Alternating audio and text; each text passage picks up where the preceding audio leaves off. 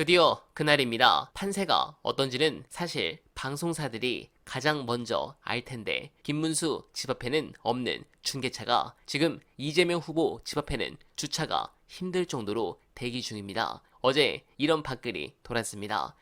이재명 후보 집 앞 모든 언론사 집결, 내일 당선 확실히 뜨는 순간 가포경호로 전환하고 민주당 당사로 오는 코스를 취재하기 위해 미리 준비 중이란 부분입니다. 아마도 빠르면 오늘 11시 30분 전에 만약 당선 확실히 뜨면 즉시 대통령 당선인으로 전환되어 가포경호를 받고 당사로 이동 중에 이렇게 대통령 경호를 받게 됩니다. 정말 상상만 해도 너무 떨리는 상황이 아닐 수 없습니다. 관련해 민주당 김민석 선대위원장은 이날 압도적 표 차이는 과한 기대일 수 있다며 안정적인 승리를 했으면 좋겠다고 했습니다. 민주당은 오만 눈을 경계하면서 판세 예측에 극도로 조심하는 모습인 가운데 내부적으로는 8에서 10%포인트 격차로 김 후보를 앞설 것으로 전망하고 있습니다. 그러면 이제 어떤 시대가 열릴 것인가? 현재 커뮤니티에서 다시 재조명된 훌륭한 분석 보시고 이어가 보겠습니다. 저는 이재명 후보한테 인상적인 게 몇 가지가 있어요. 예. 윤석열의 언어에는 일상이라는 게 없어요. 다 어디서 가져온 거지. 그렇지. 일상을 전혀 느낄 수가 없거든요. 근데 이재명은 처음부터 끝까지 다 본인의 일상으로부터 체험한 것이 정책이 되거나 언어가 된 거예요. 예를 들어서 어린 시절에 시장 통해서 팔다가 남은 과일들 버리면 그 주워서 먹어야 되잖아요. 그게 지자체가 아이들한테 과일 제공해 준 정책으로 바뀐 거거든요. 그렇죠. 또는 이재명만 할 수 있는 정책이라고 보는데 300만 원을 그렇지. 아무 조건 없이 대출하는 거 그거 있잖아요. 엄청 큰 거거든 사실. 저 굉장히 인상적이거든요. 이게. 예. 왜 인상적이었냐면은 신용 불량 직전의 사람들. 그래서 은행에서 300만 원도 못 빌리는 사람들. 300만 원이 없어가지고 대부업체를 가야 되는 사람들이 있어요. 네. 그때부터 빚의 사이클에 들어가거든. 네. 이자율 때문에. 근데 300만 원을 아무 조건 없이 대출해 주면 제대로 갚겠냐. 제1금융권에서는 대출 안 해준 거예요, 이 사람들한테는. 근데 이재명은 은행한테 그 사람들한테 300만 원 아무런 조건 없이 빌려줘라. 아니, 다 떼먹고 도망갈 거 아니야. 이렇게 생각하기 십상이에요, 금융권에서는. 이재명이 뭐라고 그랬냐면 300만 원 떼먹고 신용불량자가 되고자 하는 사람은 단 한 사람도 없다. 그렇죠. 금융기관은 그 사람들을 불량한 사회인으로 보는 거예요. 버리는 거거든, 그냥. 예. 시스템 바깥으로. 근데 이재명은 그러고 싶은 사람은 없다는 거예요. 그 굉장히 큰 신념이죠. 사연이 있을 뿐이지, 형편이 있을 뿐이지, 그러고 싶은 사람은 없다. 왜냐면 자기가 그 바닥에서부터 올라온 사람이거든요. 그렇죠. 그 고리를 끊을 기회를 주면 사람들은 그 돈을 갚는다. 실제 정책으로 옮겼어. 돈을 다 갚는 거야. 그래서 은행이 다 깜짝 놀란 거예요. 자기가 도지사, 시장이 된 이유가 거기 있는 거거든요. 그때 그런 은행에 지급 보증을 해주는 결정을 할 권력. 그게 지자체장에 있기 때문에 그 사람은 시장이 되고 도지사가 됐다고 그러는 거거든. 그렇죠. 자기가 권력을 가져야 되는 이유를 명확하게 설명해요. 자기가 하고자 하는 일에 도구로서 권력이 필요한 거거든요. 윤석열한테 왜 대통령 되려고 그래요?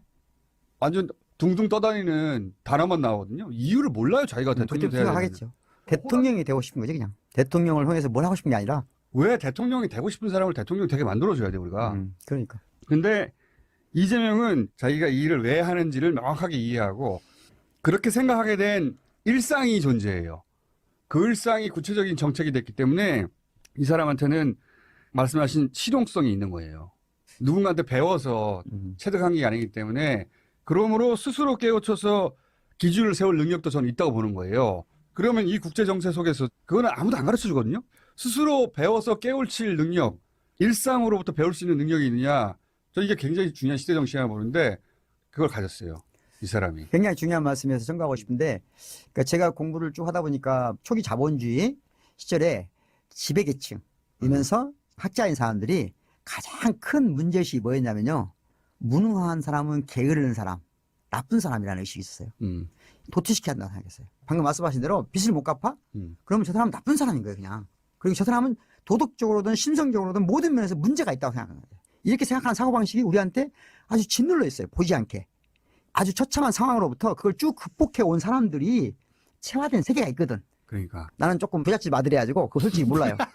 모르는데 내가 본 이재명을 사회적 약자가 나쁜 사람이거나 무능력한 사람이 아니라는 걸 정확히 알고 있는 거예요. 저도 똑같은 생각인데 그 이재명한테는 뭐가 없냐면 이 비주류 특유의 징후가 없어요. 그렇지. 그거 아주 중요한 문제예요. 굉장히 중요하거든요. 네. 이걸 빨대 삼아 트럼프가 집권한 건데 그렇죠. 비주류가 흔히 갖기 쉬운 징후가 없어요. 그렇죠. 두 번째로는 그러다가 성공한 자의 자뻑이 없어요. 그렇지. 아, 지금 이것도 중요한 말씀이에요. 윤석열은 눈썹 위에 자뻑이라고 써 있어요. 그리고 그렇게 해서 올라서면 갖게 되는 거만이 네, 없어요. 없어요. 그렇죠. 300만 원 이렇게 빌려주면 갚는다. 그 믿음을 갖지 못한 금융기관에 대해서 내가 그렇죠. 지자체장으로서 지급 보증해줄게. 네. 이 지급 보증해주는 정치적 행위가 이 사람들의 존엄을 살린 거거든요. 사회적으로 성공한 사람들하고 대화를 할 때 가장 큰 장벽은 뭐냐? 주고받는 대화가 안 돼요. 그런데 누구하고도 지하철에서 이재명 씨 다니는 거 봤죠? 이제 지하철에서 네. 일반 시민들과 대화하는 거 봤죠?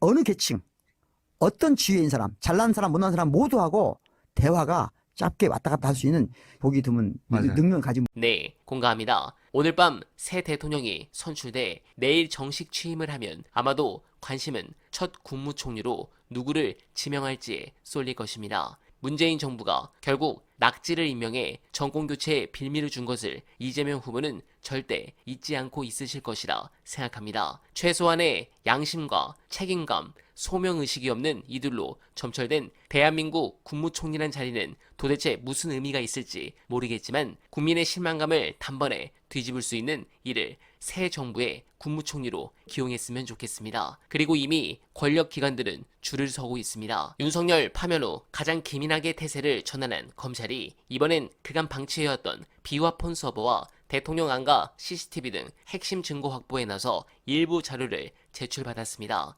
경찰이 앞서 경호처와 협의해 비아폰 서버와 계엄 국무회의 CCTV를 이미 제출받아 수사의 성과를 내자 갑자기 동일 자료를 찾겠다고 나선 겁니다. 검찰은 해당 자료가 윤석열 내란 재판에 필요해서라고 밝혔지만 재판 시작 한 달이 훨씬 지났다는 점에서 설득력이 떨어집니다. 명태균 게이트 공천 개입 의혹과 관련된 검찰의 보여주기식 수사 방식도 논란입니다. 당초 검찰은 핵심 피의자 김건희가 소환에 불응할 경우 체포영장 청구를 공언했지만 빈말에 그쳤습니다. 검찰이 애초 김건희를 강제 조사할 의지도 없으면서 정권교체 후 제기될 늑장 수사에 대한 책임을 피하기 위한 개선이었다는 지적이 나옵니다. 그런 부분에서 내일 정권이 교체된 다음 검찰의 역사는 반드시 문을 닫게 만들어야 된다라는 말씀을 여러분들께 전달드리며 어나바는 오늘도 최선을 다하겠습니다. 여러분 고맙습니다.